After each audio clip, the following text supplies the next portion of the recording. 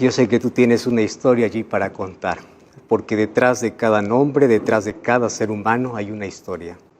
Y cuando la compartimos, podemos solamente agradecer porque Dios, por medio de su poder, puede restaurarnos. ¿Qué parte del rompecabezas está faltando en tu vida? ¿Qué vacíos tienes? ¿Qué carencias tienes? Todavía está hecho pedazos. Dios puede armar nuevamente tu vida y puede restaurar. Eso es lo que hablaremos hoy. Y yo quiero invitarte para que tú me acompañes ahí donde estás, para que juntos podamos orar. Gracias, Señor, por esta oportunidad que tenemos de abrir tu palabra. Tu palabra restaura, tu palabra consuela, tu palabra fortalece. Y en este momento hay cientos y miles de personas escuchando a través de la radio y a través de la TV y a través de las redes sociales, de Facebook, de YouTube, cualquier otro medio, allí sintonizando tu voz.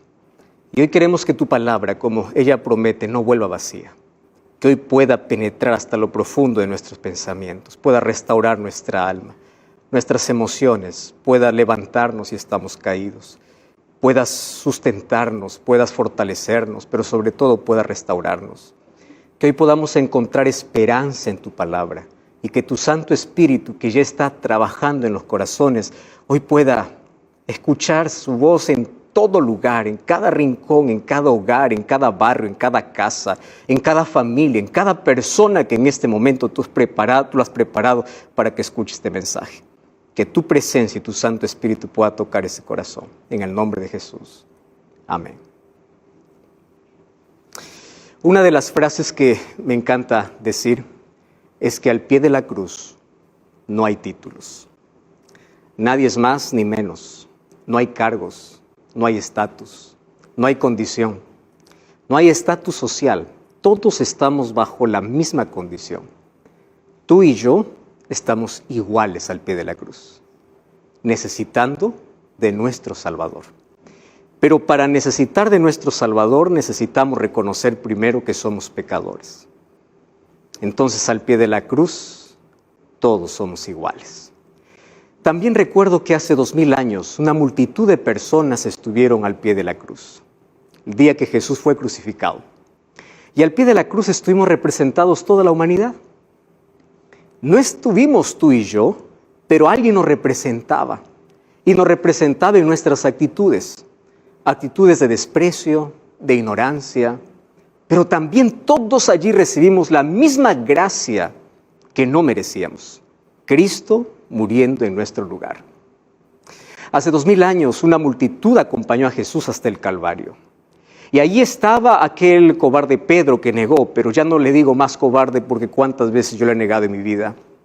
Ahí estaba el cobarde Judas que traicionó a Jesús, pero ya no pienso que es más un cobarde más porque hoy hay tantos que todavía siguen traicionando a Jesús. Ahí estaba el Pilato que se lavó las manos para justificar su acción, pero ya no es un Pilato del antaño. Hay tantos Pilatos hoy que intentan lavar su conciencia también. Hay tantos Herodes. Ahí está la multitud que rechazaba a Jesús y esa multitud no ha cambiado porque hoy la gente continúa rechazando a Jesús. Y hoy te quiero invitar para que juntos vayamos hacia el pie de la cruz. ¿Y qué cosa sucedió aquel viernes? Antes primero vamos a ubicarnos allá en Jerusalén.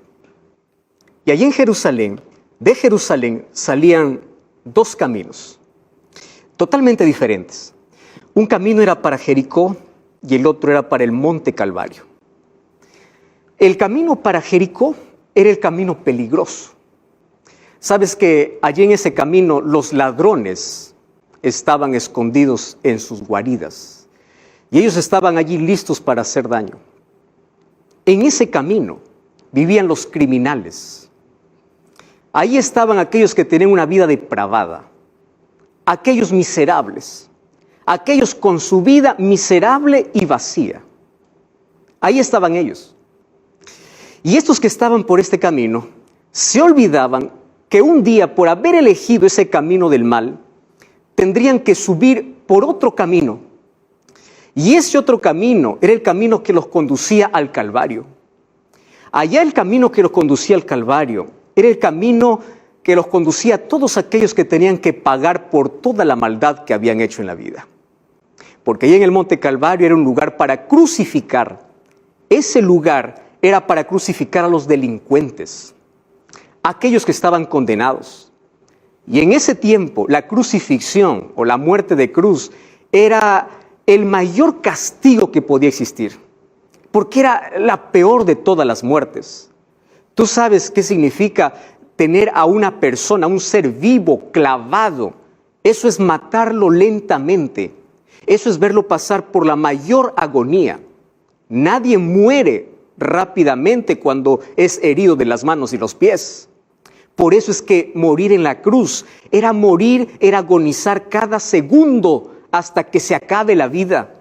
La muerte de cruz era una muerte lenta, era una muerte cruel. A veces quedaban allí varios días colgados en la cruz. Y mientras estaban colgados en la cruz, ellos soportaban el calor sofocante del día. Y en ese calor sofocante del mediodía, las moscas incluso eran atraídas por la sangre seca de las heridas.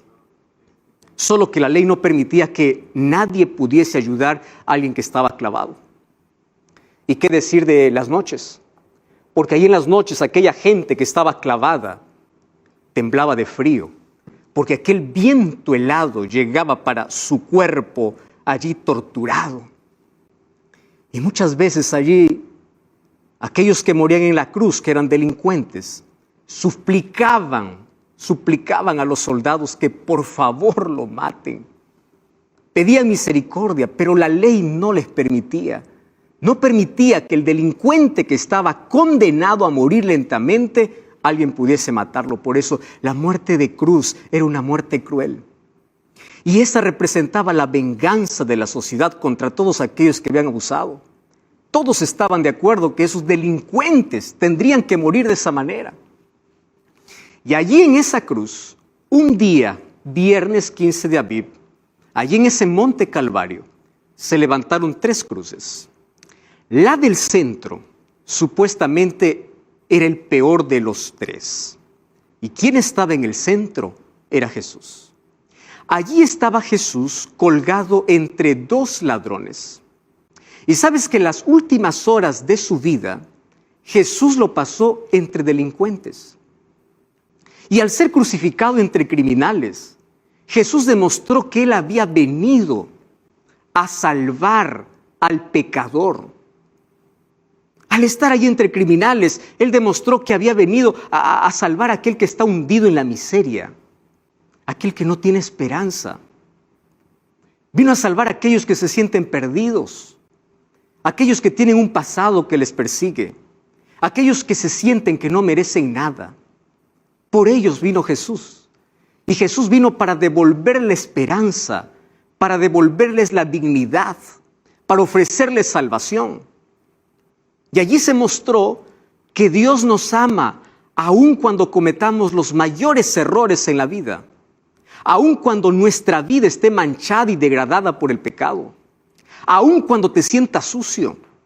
Allí Jesús ofreció su gracia y su poder para restaurar a todo aquel que lo acepta como Salvador. Y el libro de San Juan capítulo 19, versículo 18 dice: y allí lo crucificaron con él otros 2, uno a cada lado, y Jesús estaba en medio. ¿Y sabes qué cosa me impresiona?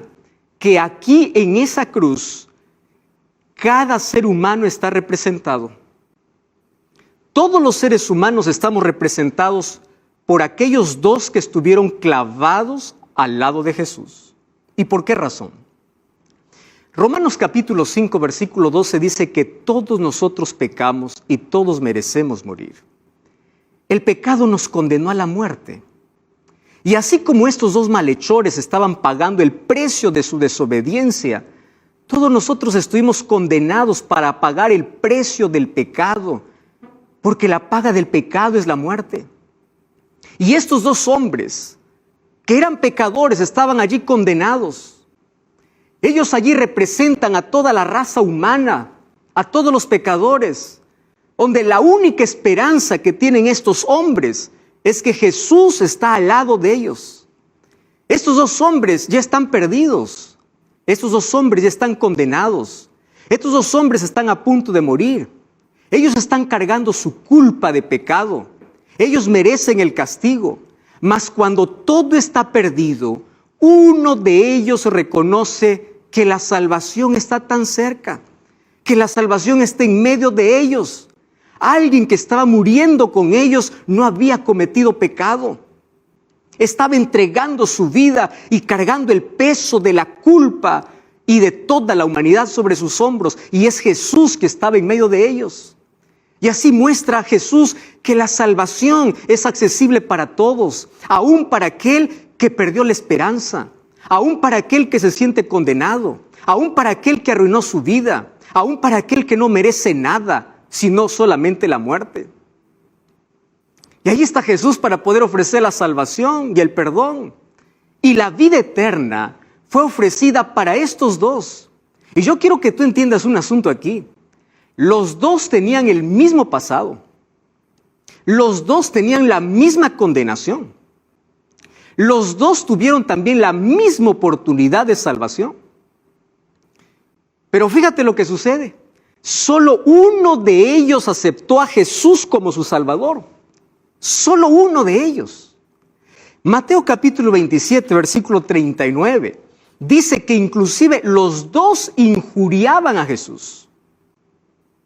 Allí Mateo 27, 39 dice lo mismo, los ladrones injuriaban a Jesús, o sea, los ladrones que estaban crucificados con él, injuriaban a Jesús.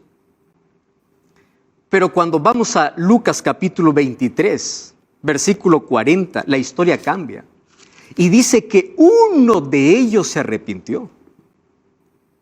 Entonces la pregunta es, si ambos primero injuriaban a Jesús, ¿en qué momento uno de ellos se convenció de pecado? ¿En qué momento? ¿Sabes qué cosa me sorprende?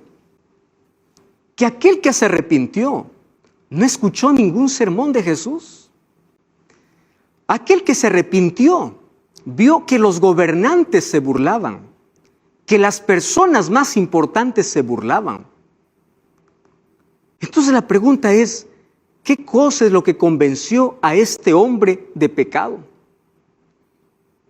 Este ladrón que se arrepintió, él no había visto a Jesús haciendo ningún milagro allí. Él no vio una corona resplandeciente sobre su frente. Él apenas vio que habían escrito encima de su cruz, Jesús Nazareno, Rey de los judíos. ¿Pero qué rey? ¿Dónde estaba su reino? Él no vio que los judíos le rindieran un homenaje. Él no vio que Jesús estaba con un cetro en la mano. Él solamente vio a un Jesús sufriente. Un Jesús que no tenía una corona real, pero un Jesús que tenía una corona de espinas. Mas en esa condición lo reconoció como Rey y Salvador.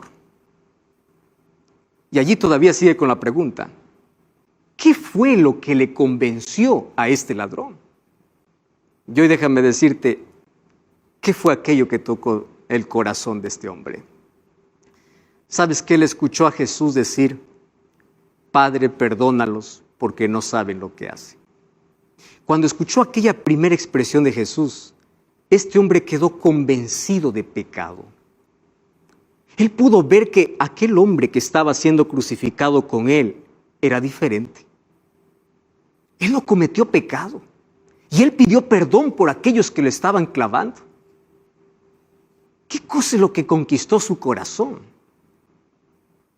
Era el amor. Fue el amor de Cristo que quebró su corazón endurecido. Jesús había sido condenado injustamente, maltratado, flagelado, y aún así pidió perdón por todos aquellos que le hicieron eso. ¿Cómo poder entender ese amor? Y mejor, cuando tú lo entiendes, ¿cómo quedar indiferentes ante el amor de Jesús?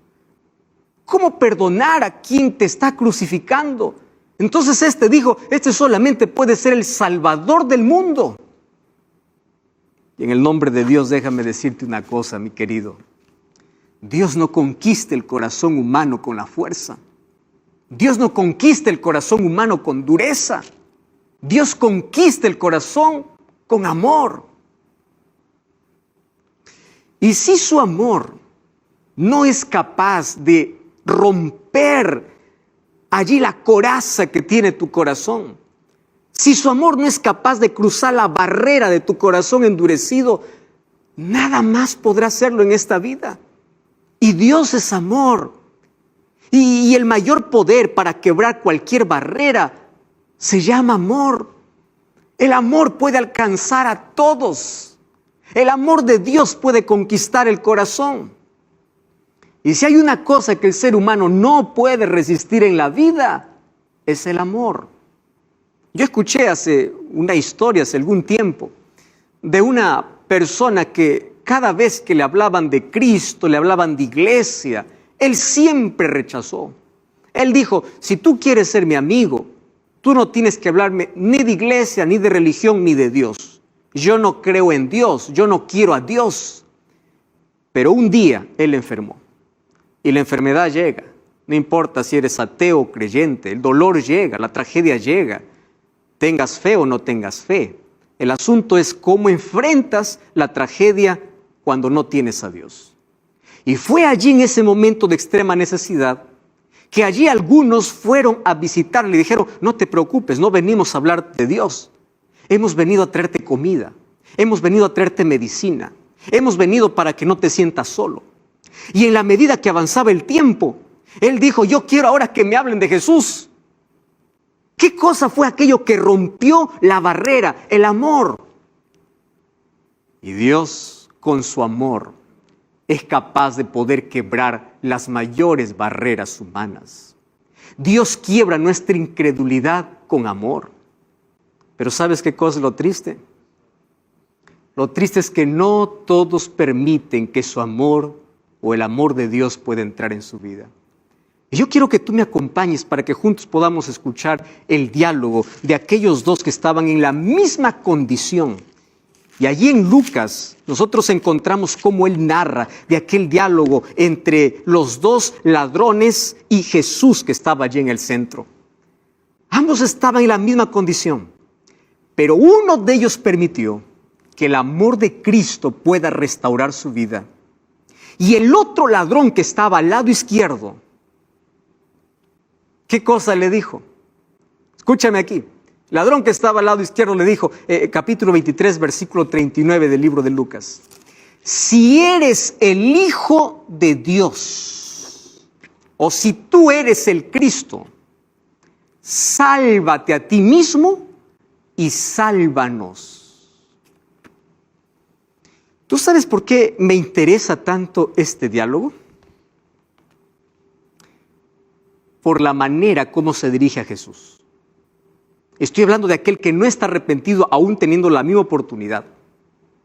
Aún iluminando con la misma luz que iluminó al otro que se arrepintió, este se cerró.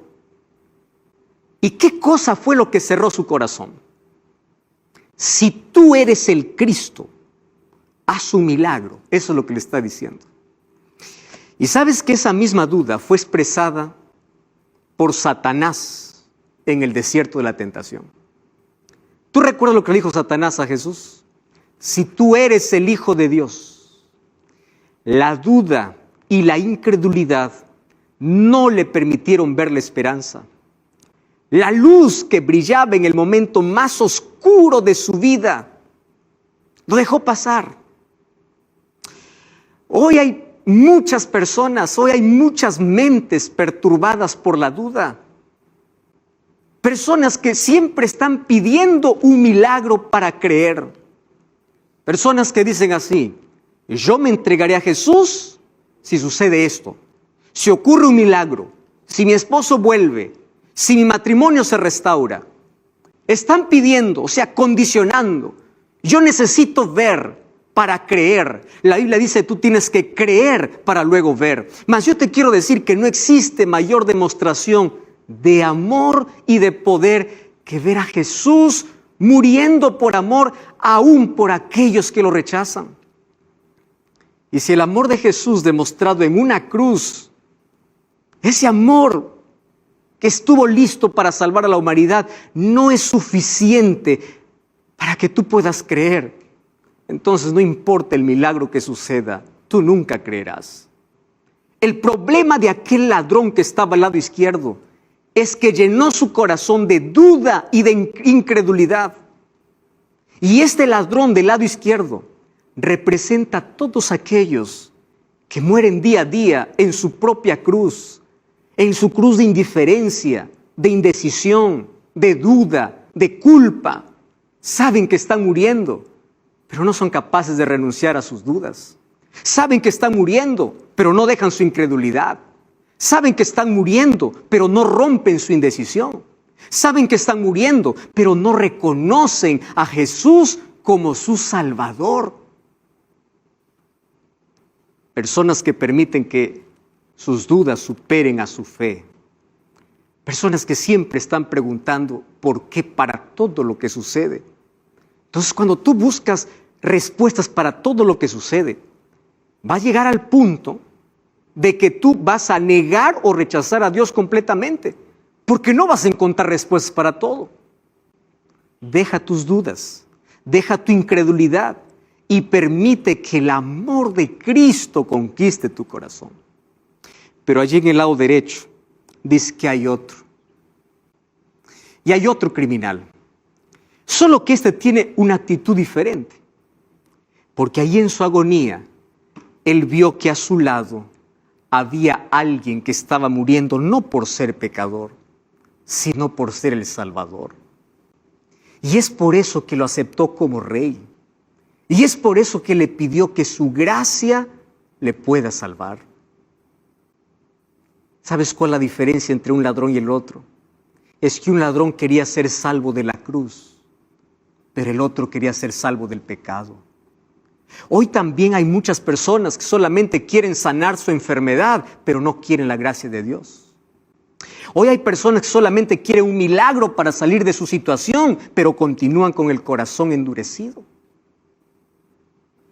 Y cuando leo Lucas capítulo 23, yo encuentro que aquel ladrón que se arrepintió, por lo menos expresó 5 cosas.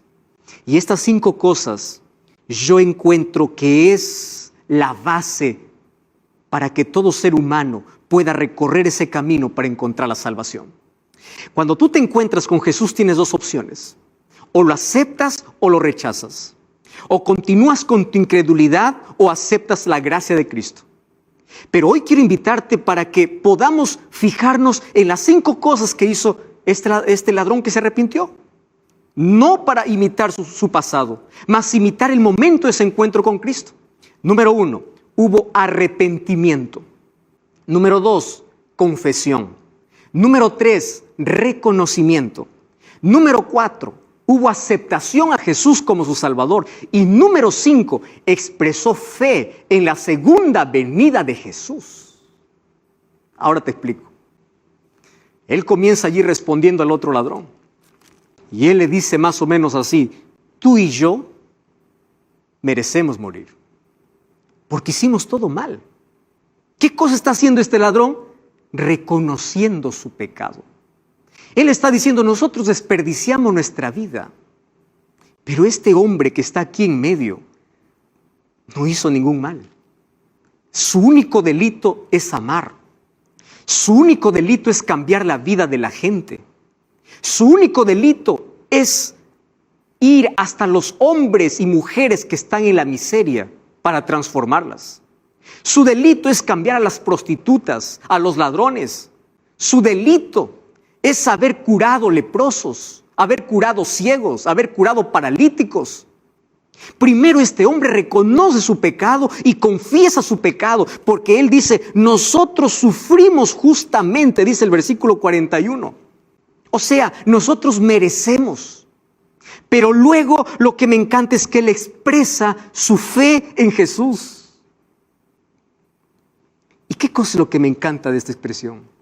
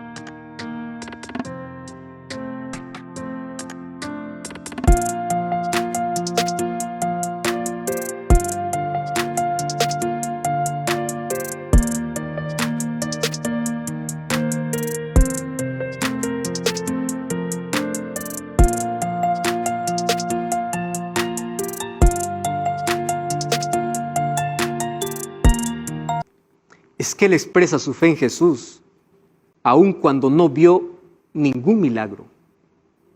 Allí creyó.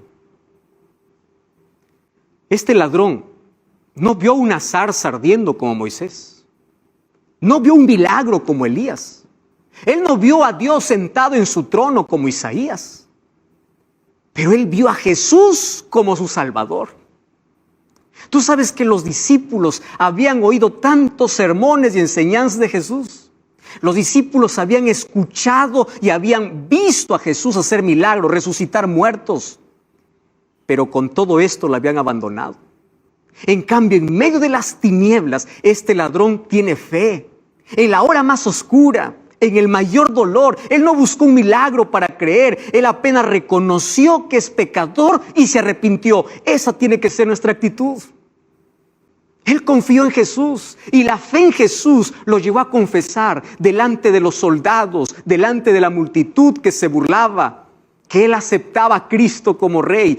Y él no tuvo miedo a confesarlo de manera pública. ¿Sabes por qué? Porque la fe te lleva a confesar de manera pública que Jesús es tu Salvador. El amor se publica, la fe se evidencia. Y 8 palabras que fueron expresadas en la cruz fue su único pedido a Jesús. Acuérdate de mí cuando vengas en tu reino. 8 palabras fueron suficientes para poder pasar de perdición a salvación. 8 palabras para cambiar su destino. ¿Y por qué le dice acuérdate de mí? ¿Qué tenía que acordarse si nada bueno había en su vida? Solo habían decisiones equivocadas. Lo que tenía que Jesús acordarse es que en los últimos minutos de su vida se entregó. En el momento donde todos dudaban de él, aún los mismos discípulos habían huido, lo aceptó como Salvador. Debía acordarse que él no pidió ningún milagro, solo le pidió salvación. La gente que vio milagros cerró su corazón, pero este ladrón que vio a Jesús muriendo creyó. No esperó un milagro, simplemente creyó que Jesús estaba muriendo no por pecador, sino por ser el Salvador del mundo.